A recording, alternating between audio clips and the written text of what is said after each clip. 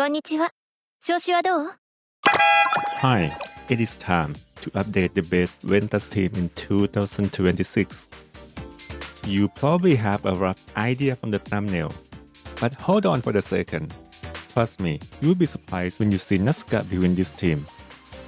So in this video, I will show you why Nazuna is actually better than Canace as the main slot support.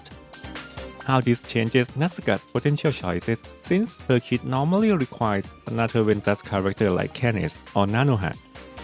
How to play this NazuNazuka team and what really enables this playstyle. Also, I will include how to optimize this team even further for advanced players. So let's dive in. Let's start with a quick comparison. With Canace and this build, my score was around 200k, but when I switched to Nazuna, the score jumped to 260k. And that's even though I'm not fully used to Nazuna's gameplay yet. But with the proper optimization, which I will cover in the advanced section, this team can push beyond 300k even at T0. So why does Nazuna work better than Canace here? If we compare the support value, Canace only provides around 40% attack buff and 54% Ventus damage taken.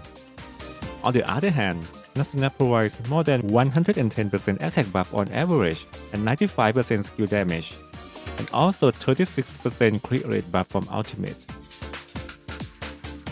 The downside is that Nazuka loses a bit of Ventus damage bonus due to her limited potential choices, which I will cover in the next section. But in practice, that losses is quite small compared to what Nazuna can provide. Now, this is the weirdest part of this team, especially if you are already used to playing Nazuka. For this team, Nazuka build is actually hybrid. Yeah, we are on hybrid trend. So instead of choosing one side, we actually pick one from each.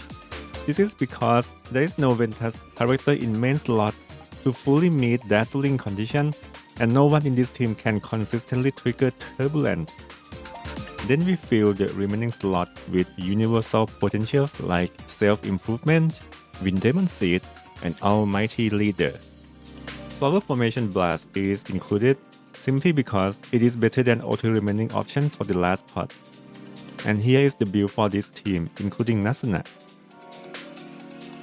And one big advantage of this build is that you don't have to suffer to Ascension with Canace anymore. Yay!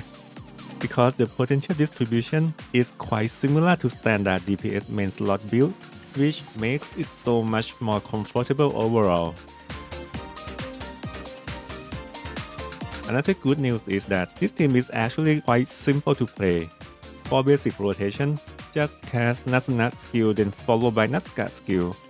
Or simply just cast both of them at the same time, just like you normally would with Canace. And if Nazuna's ultimate is available, just use that whenever Nazuka's skill is on cooldown. And the key reason this team works so well because of the snapshot, which allows Nazuna buff to remain active even after their durations end. Now if you want to push this team further, there are a few advanced interactions that you should know. First, you can dash to skip Nazuna's reload animation. This lets her return to auto-attacking faster, which means more energy for ultimate. Also, if you are using sweep step, you can also snapshot this 2-second attack buff by dashing once before Nazuka's skill actually lands. Next, you can apply 36% crit rate from Nazuna's ultimate to Nazuka's skill for 2 rotations. To do this consistently, summon Penguin slightly earlier than usual, then cast Nazuna's ultimate right before Nazuka's skill lands.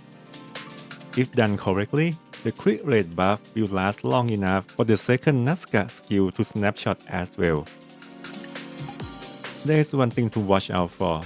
By doing this, there is a chance you might lose 95% skill damage buff from Fill the Gap, since that buff only lasts 6 seconds. However, in practice, this almost never happens as long as you return to auto-attacking immediately. There is also a way to snapshot 163 attack buff from Nazuna's ultimate for 2 rotations as well. The sequence starts when Nazuka cooldown is down to 2 seconds. So you summon the penguin first, then use Nazuna ultimate right after, then cast Nazuka skill as soon as it comes off cooldown.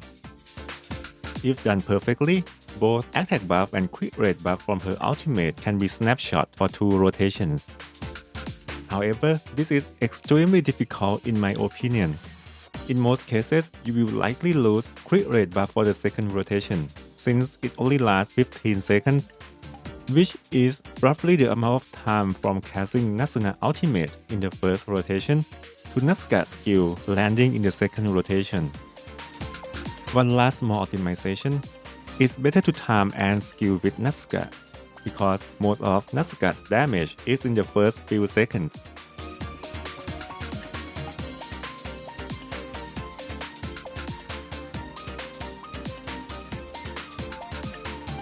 So to sum everything up, Nazuna is simply a better support than Canace in Nazuka team, not just in terms of damage, but also how easy it is to get a good, consistent result.